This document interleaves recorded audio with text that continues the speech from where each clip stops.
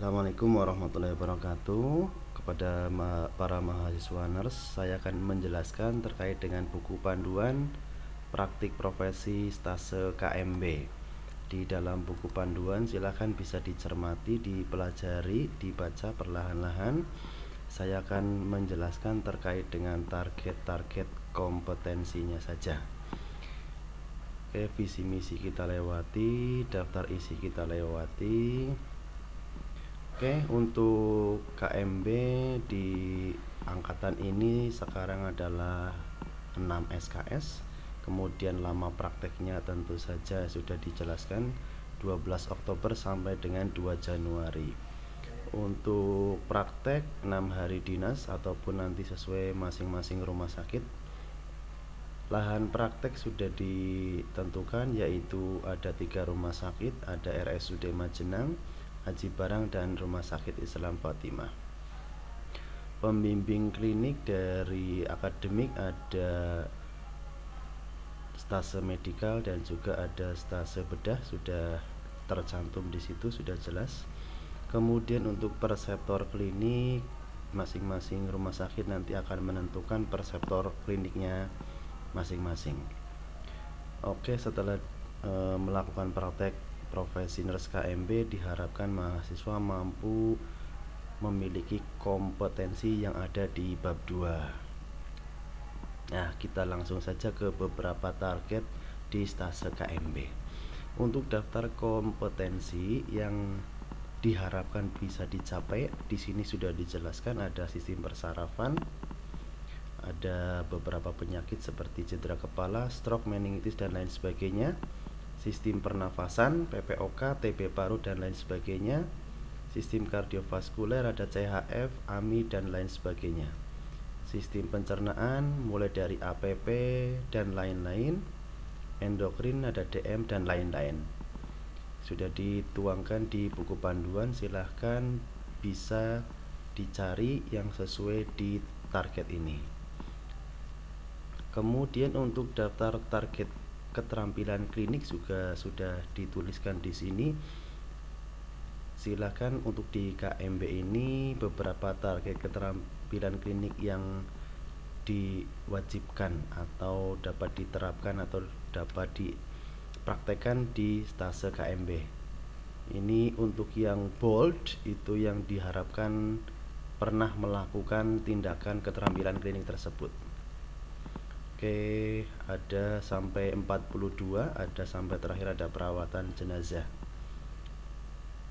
Kemudian kegiatan praktek klinik, metodenya ada berbagai macam, mulai dari pre-post conference, diskusi, BST, seminar, sampai problem solving.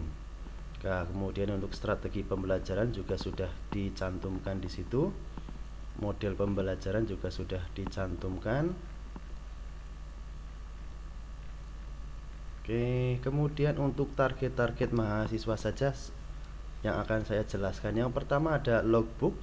Logbook di sini silakan disiapkan untuk buku batik yang nanti dibuat kolom-kolom yang sudah tercantum di buku panduan. Ini yang sudah dicetak tebal, mulai dari nomor, hari, tanggal, sampai terakhir ada tanda tangan perseptor. Kemudian ada analisa data, ada DOPS, ada mini CX formatif, mini CX sumatif. Nah, itu beberapa targetnya. Kemudian kita jelaskan di bawah ini ada pembagian berdasarkan tugas individu atau kelompok. Yang pertama untuk LP di KMB targetnya adalah 6 LP sesuai dengan jumlah minggu praktek stase KMB. Untuk LP boleh diketik ataupun boleh ditulis tangan. Kemudian 6 askep yang dibuat per minggu. Kemudian ada analisa sintesa, ini ada 6, 3 bedah dan 3 dalam. Kemudian target DOPS ada 10 tindakan, 5 bedah dan 5 dalam. Ya, untuk DOPS silakan bisa ambil format penilaiannya di SOP atau kumpulan skill lab saat Anda melakukan praprofesi. Kemudian ada mini SIEK formatif. Mini SIEK formatif ini 4 kali, 2 stase bedah dan 2 stase dalam. Ini penilaian ke CI atau kepala ruang yang ditunjuk untuk melakukan mini SIEK formatif. Jadi yang dikumpulkan hanya 4 saja, ambil nilai yang tertinggi. Kemudian untuk sumatif 2 kali, 1 kali dalam dan 1 kali bedah. Dengan persyaratan harus memberikan lembar verifikasi ke koordinator yang isinya yaitu ketentuan syarat melakukan mini SIEK sumatif. Ini di sini sudah dicantumkan syarat-syaratnya, yaitu 75% target kompetensi tercapai, mini SIEK sudah 2 kali per stase, kemudian tercapai minimal ada 3 analisa sintesa, tugas kelompok tercapai 100%, yaitu penkes, presentasi kasus, dan presentasi jurnal. Kemudian pelaksanaan mini SIEK harus melalui persetujuan koordinator. Tadi memberikan lembar verifikasi ke koordinator. Kemudian untuk tugas kelompok di sini ada 3. Yang pertama seminar kasus kelolaan, kedua seminar jurnal, presentasi jurnal, yang ketiga adalah pendidikan kesehatan selama praktek profesi nurse, yaitu 1 kali saja. Ini ada perbedaan dari tahun sebelumnya. Tugas kelompok yang seminar kasus dan presentasi jurnal ini sekarang untuk angkatan ini dilakukan secara online dengan pembagian masing-masing pembimbing sudah saya cantumkan di lampiran paling belakang. Untuk pendidikan kesehatan ini dilakukan di stase dalam. Untuk materinya silakan bisa koordinasi dengan kepala ruang ataupun perseptor. Materi apakah yang sesuai di ruangan tersebut yang dibutuhkan. Misalnya untuk penkes tentang perawatan luka ataupun yang lain sebagainya, silahkan dikoordinasikan dengan kepala ruang ataupun perseptornya. Oke, itu untuk target-targetnya.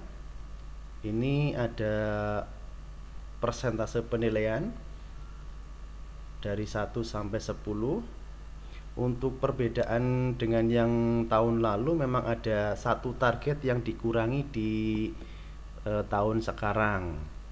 Jadi ada target refleksi diri tidak kita masukkan di dalam rangkaian tugas mahasiswa. Jadi di lampiran masih ada format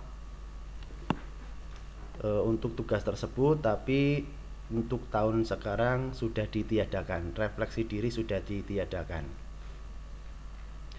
Oke, saya kira itu untuk tata tertib sudah dijelaskan di panduan, mulai dari penerapan protokol, kehadiran, seragam, dan lain sebagainya sudah dijelaskan di situ.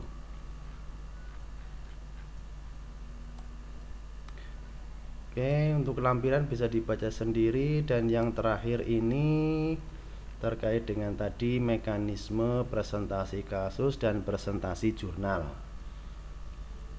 Jadi untuk presentasi kasus dan presentasi jurnal dilakukan secara online. Misalnya ini untuk stase dalam, ya, stase dalam misalnya kelompok 1 Aji Barang, silahkan koordinasi dengan kelompok 1 Fatima, silahkan koordinasi dengan kelompok 1 Majenang, menghubungi dosen pembimbingnya untuk kapan dilakukan presentasi jurnal dan presentasi kasus. Sama juga untuk kelompok 2 Aji Barang, kelompok 2 Fatima, dan kelompok 2 Majenang, silakan menghubungi dosen pembimbing untuk presentasi jurnal dan presentasi kasus. Oke, saya kira itu keterangan sudah saya tuliskan di situ.